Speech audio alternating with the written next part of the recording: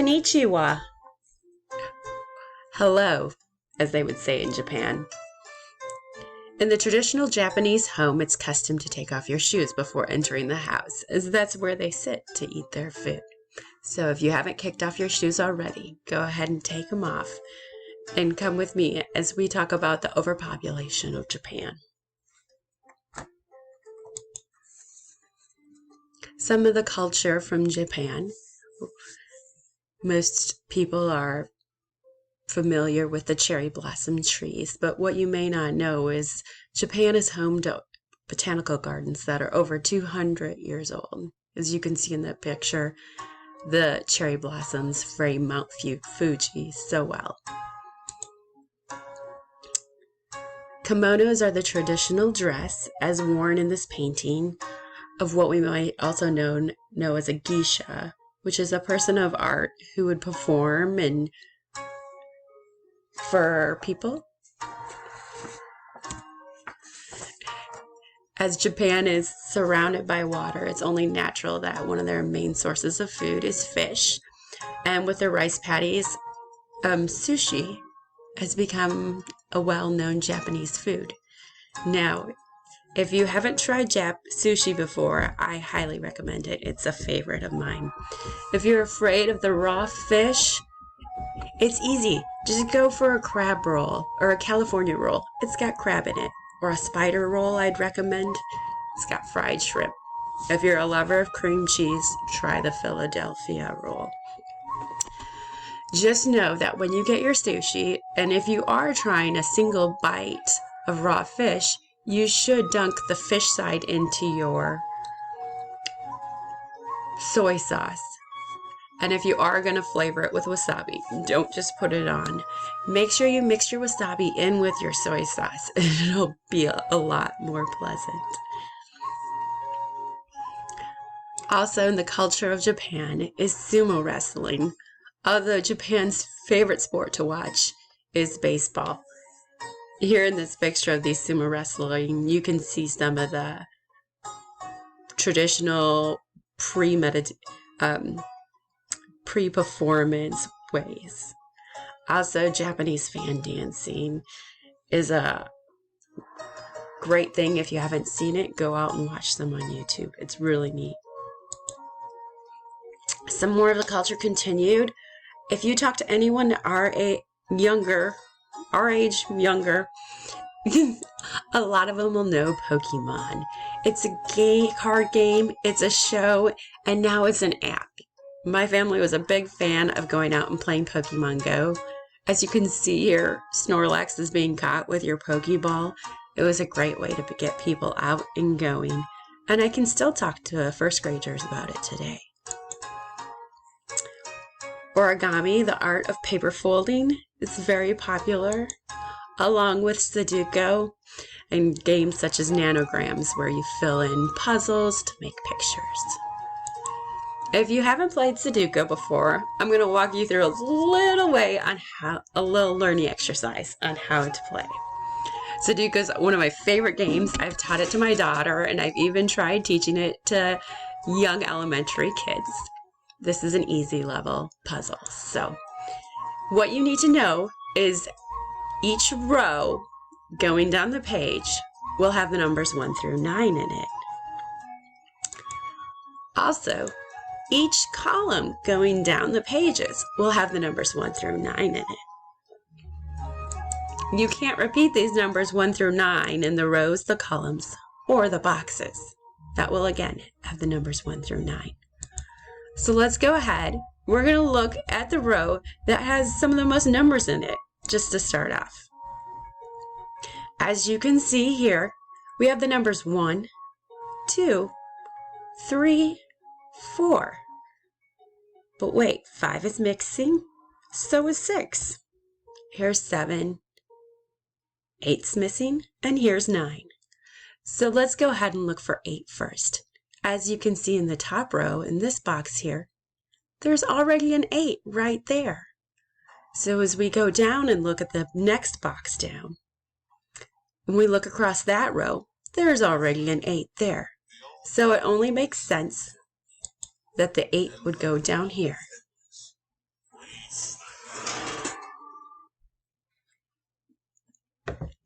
Now when you look through, we still need the 5 and the 6. So if we go up to here, there's no 5 in this row, but we can see that obviously there is a 6 right here in the box. So the next obvious number is this 5 is going to go there. When you check your work down here, you can see there's already a 5 in this box. So it makes sense the 6 goes in there. From here, it's up to you to go ahead and look for your next row or box or column to fill in with the numbers 1 through 9. A little bit about the land and the topography of Japan. Japan has a diverse topography from mountains to seashores.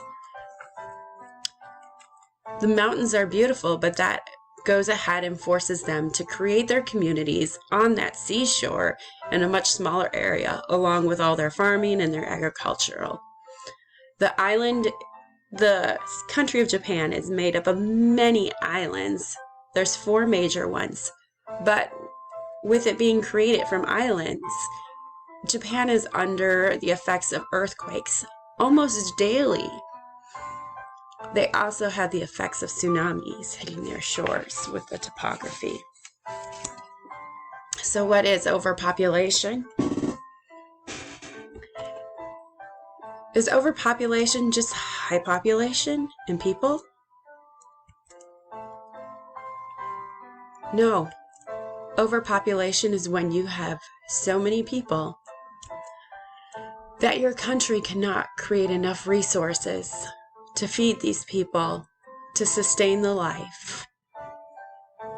When the resources are depleted so faster than the demand, then you start to get overpopulation. In a country that can't take care of its own.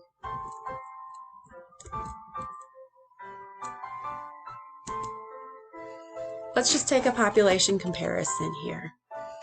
Japan has a population of 126.5 million people, as where California has a population of 37 million people. California, here in the US, you can kind of see that Japan and California may have different populations, but the land size of the two areas are comparable. So let's compare these land sizes.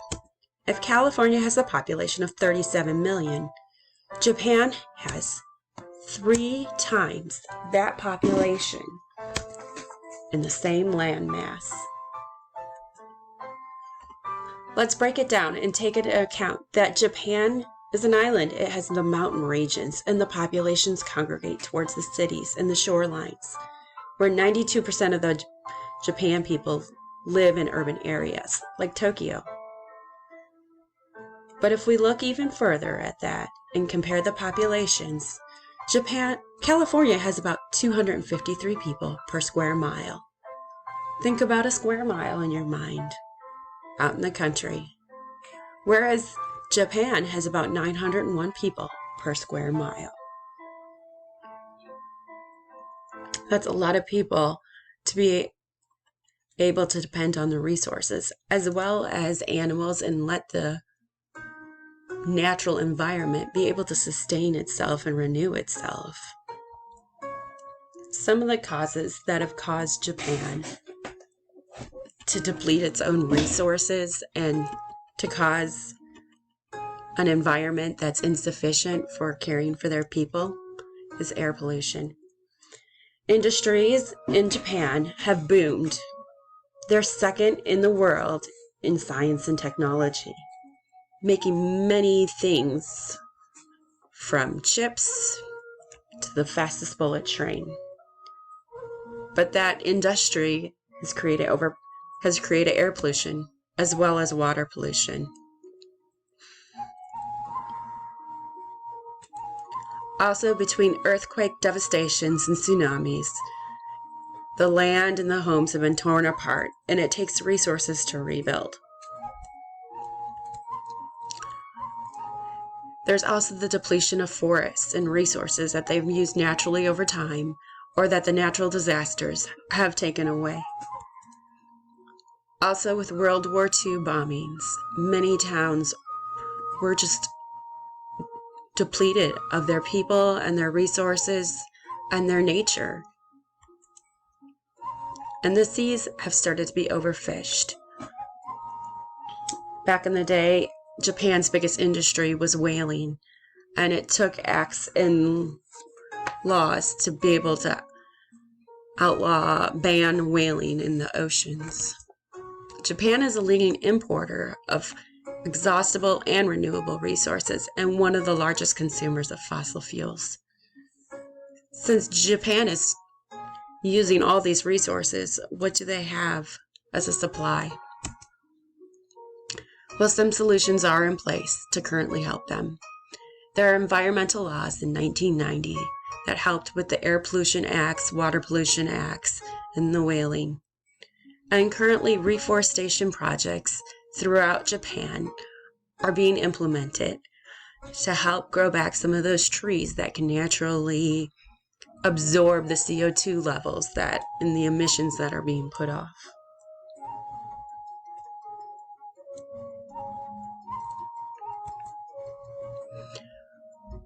So what countries' demand of resources is beyond their current supply? When you look at your ecological footprint, that's the demand that we as people and countries are putting on the world around us, on the resources that we're using, what we need. Maybe not what we need, but what we're using. The biocapacity is the supply, what the earth can give us for those natural resources and renewable resources. And that earth needs time to regenerate and give us the supply. So as you can see in the chart here, Japan, their citizens, they demand 7.8% of their natural footprint that they need, that they're taking in resources. And they're not able to generate that much on their little island.